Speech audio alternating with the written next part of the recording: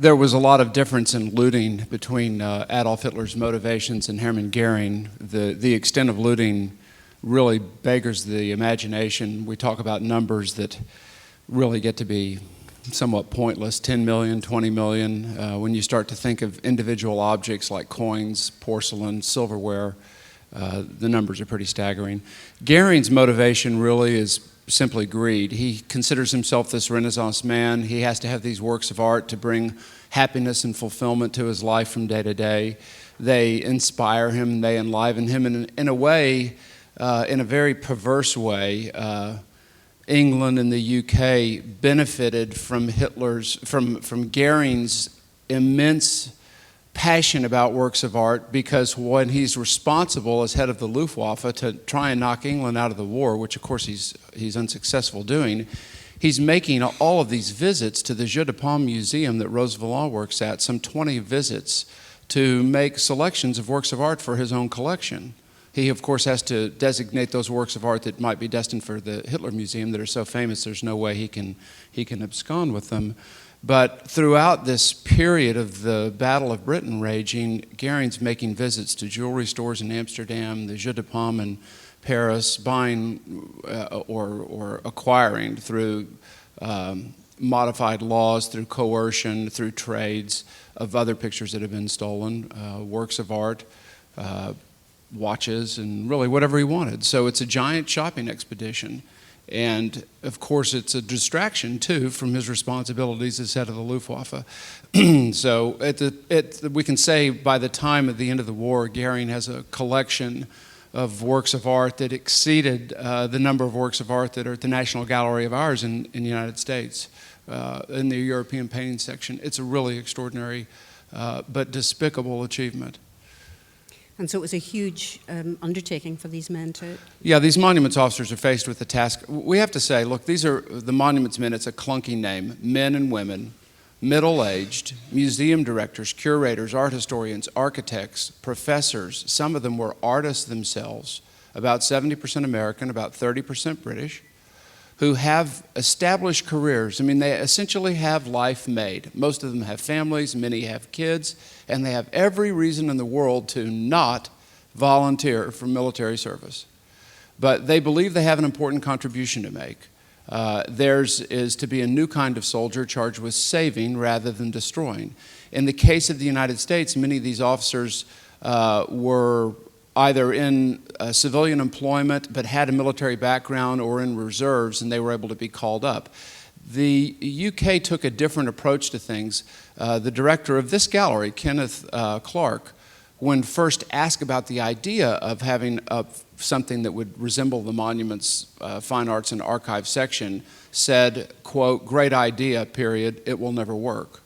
Because Clark viewed the possibility of art historians running around telling the military what to do is a very, very unlikely structure. He wasn't against the idea by any means, and in fact, it was Britain that had the very first monuments officer, although he wasn't called that, in the North Africa campaign when the United States wasn't engaged in the war overseas yet.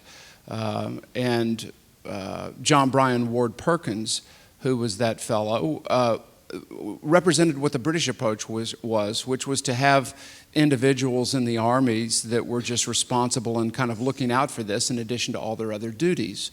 But when the Monuments, Fine Arts, and Archive section formally came into being and the selection process began to try and find these men and women, we have to say women, they weren't serving in combat, but they were doing important work behind the lines, developing maps to try and steer Allied bombing away from cultural targets. The United States went through their list of possible candidates, and the same was taking place in the UK, trying to find people that had these arts background, in particular architects, at the start when they're in Italy with all these churches and monuments, to effect temporary repairs. The idea was preservation. It didn't start off being art detectives, it was preservation. But by the time they get into the Western countries of Europe and they see the extent of the looting, their responsibilities shift to try and identify and find where all these works of art are.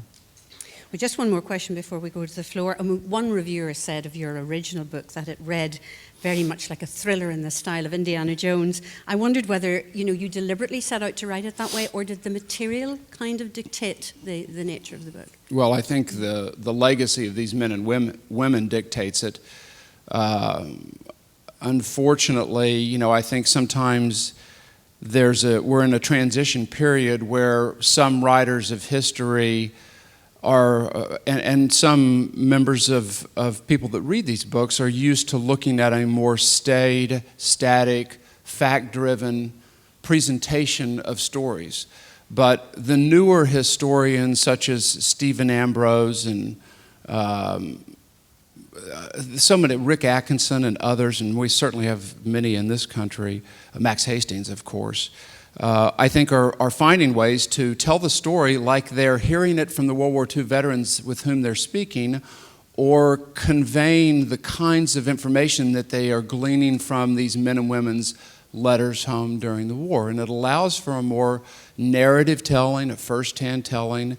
I've spent 16 years of my life on this, the last 12 full-time, 13 full-time. I've interviewed 17 monuments officers. I don't know how many dozens of their kids, both in the United States and here in Great Britain. I've spent a lot of time with Ann Poppin-Bell, who's a great hero of your country, the oldest living monuments officer that we have. She's 97. She'll be here this evening. I've talked to the widows and kids of a number of the other British monuments officers. And I have found, when I first heard about this, and I still believe today, it was the most exciting, thrilling story I've ever heard.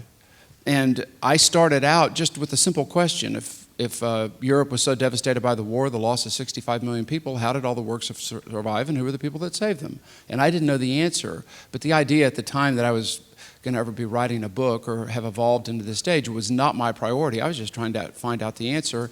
And the absence of the information frustrated me, because World War II is the most documented, photographed event in history, and it seemed to me it ought to be obvious to all of us. I mean, we all know a fair bit about World War II history, but here's an epic portion that seems to be a black hole in our broad cultural knowledge. Yes, some academics have written portions of this, but academics, I think sometimes, not all, but sometimes lose perspective, or their perspective is that because they've written it, everybody reads that. But academics think sometimes everybody knows what they know, and they don't think that way. And sometimes the material can be intimidating. This material, I learned it. I didn't know anything about art or art history at the time, 16 years ago. I've learned a fair bit about it since.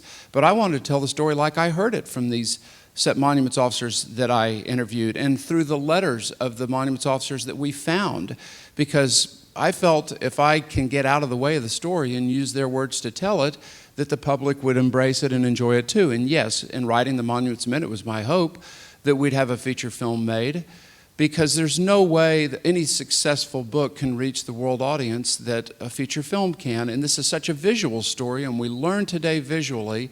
And my focus has been not as a writer, an author, historian, but as a messenger, because this story belongs to all of us. This is a great heritage of your country. It's a great heritage of my country, and it's a great success and a moment in a period of civilization when a war's fought, but there's attention given to the protection of cultural treasures at the same time. And at the end of the war, in a break with hundreds of years of civilization, the policy of the Western Allies, the United States and Great Britain, first and foremost, was to give all these things back to the countries from which they were taken. Not to keep anything, but to give it back. And this is a high bar for the protection of cultural treasures and respect for cultural treasures of others that this world has not remotely approached since.